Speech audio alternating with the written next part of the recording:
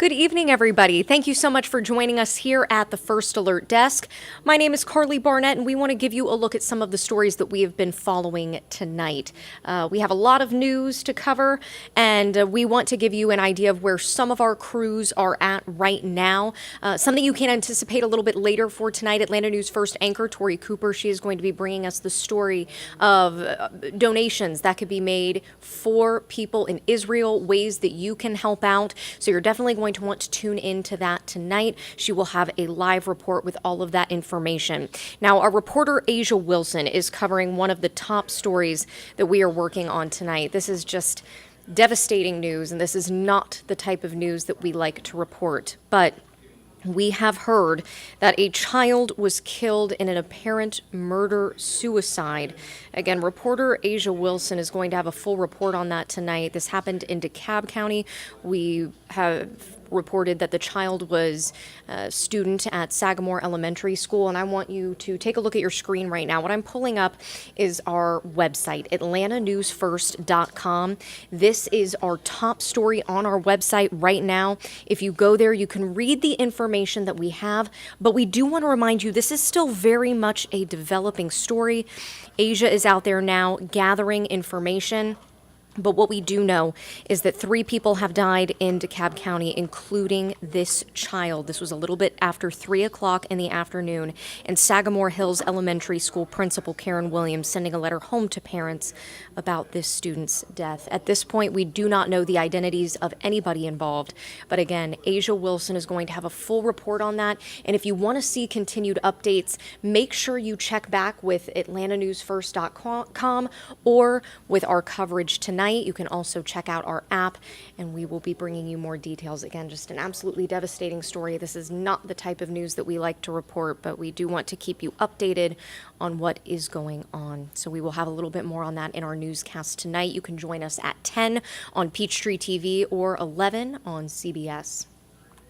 All right, taking you back out here live to look at another story that we have been following. This one actually out of Bibb County, just to our south, but there are 4 inmates that are on the run tonight, and authorities are urging you to be on the lookout. These inmates on your screen right now, on the run after they escaped from the Bibb County Detention Center. It's about an hour and a half southeast of Atlanta, and the sheriff's office there saying that these inmates got out through a damaged window and then cut through a fence. Officials are looking for a blue Dodge Challenger, which they believe is the getaway car. At this point, still no word on any of these men or that blue Dodge Challenger, but they are urging everyone to be vigilant. If you see any of these men, if you see this vehicle, you are urged to call police right away. Again, these 4 inmates on the run after escaping from a Bibb County detention center. Now, a suspect that had been on the run has now been caught today. Now, we first brought you this news actually over the weekend. This first happened on Friday, and then Tori Cooper and myself, we were keeping you updated over the weekend as that search continues. And now today there is a resolution to that. Law enforcement says that this man is now behind bars. Officers from several agencies arrested Demetrius Nicholas in Douglasville. Police say that he opened fire on officers Friday and ran into the woods in Stone Mountain. Now, he is also accused of murdering a woman back in June. In addition to that murder charge, he is facing 2 counts of aggravated assault and a probation violation for armed robbery. So this suspect has been on the run since Friday and now is in police custody. Several different law enforcement agencies all having to work together in order to put him behind bars. They say he is accused of a woman's June murder, and they have been really all hands on deck looking for this man for several days now. So an update to a story that we have been following for you here at Atlanta News First. We are shifting gears a little bit to a story that impacts potentially thousands of different families. The early voting has started for Atlanta Public Schools, and we want to give you a little bit more background on that, so Rachel Aragon has that report for us. A lot of people don't know about it, but it's very important. While local school board elections don't always draw in the biggest crowds, Atlanta's is drawing in longtime voters like Anthony Gamble. But they need to come out. I'm talking about in groves, you need to come on out for the children.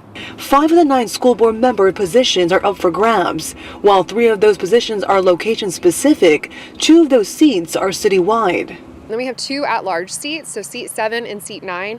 Anyone in the city can vote on those 2 seats. And everyone who can vote should, according to Michaela Arciaga, the Georgia Advocacy Director for the Intercultural Development Research Association.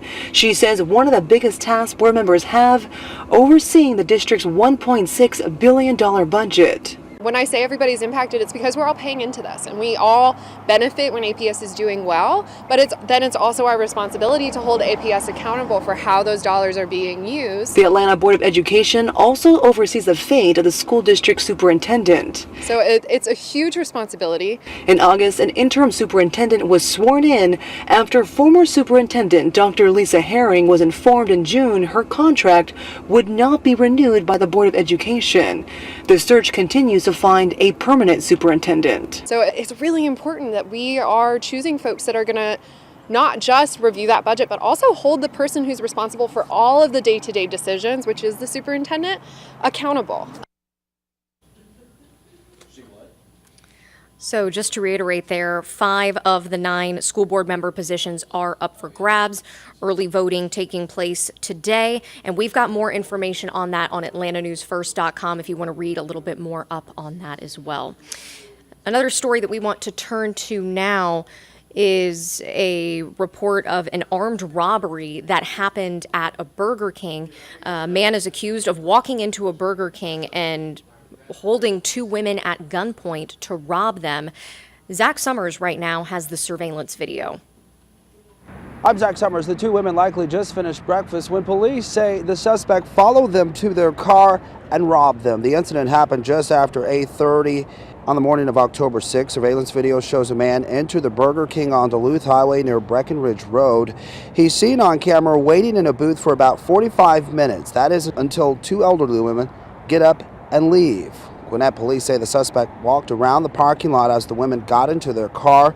Police say he then jumped in the back seat, pulled out a gun, and demanded cash from the women. The suspect got about $100 out of the women. They were not hurt, but of course shaken by all this. If you recognize that man, call Gwinnett County Police.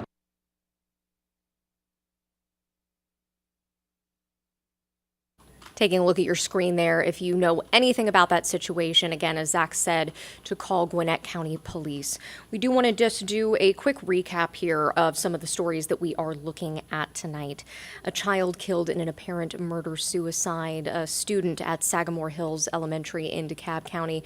We are going to have a report later on tonight with more information on that. At this point, the identities have not been revealed of those involved. 4 inmates on the run out of Bibb County. Authorities are urging you to look for a blue Dodge Challenger. We have their pictures on our website, atlantanewsfirst.com, and there you can also find more about Demetrius Nicholas, who is now in police custody.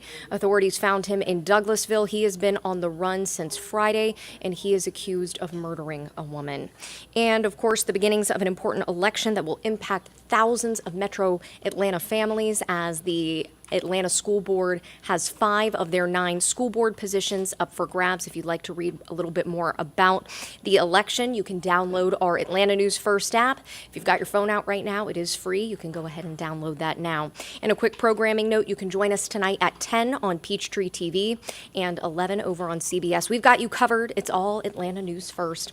And I want to bring your attention now to something that we have going on this week that's really exciting here at Atlanta News First. And you may have seen our newscasts a little bit earlier. Maybe you're streaming them, maybe you're watching them from your app, but you may have noticed a change of venue. We are going to be live at Assembly Studios all week long to not only bring you the newscasts, of course, but we're also going to be bringing you a little bit of a behind-the-scenes look at some movie magic. Our parent company, Gray Television, owns Assembly Studios, and so we are going to be taking you there as they are preparing for their grand grand opening. We have a look at the movies that are made here in Georgia. We have a look at the process of how they do that, and it's really exciting, and we want to take you there now. I have not seen this yet, lit up at night. How cool is that? So these are the building facades that are going to take you to all kinds of different places. There are facades for New Orleans, New York, there's Paris. So just really neat to see a real live film studio up close.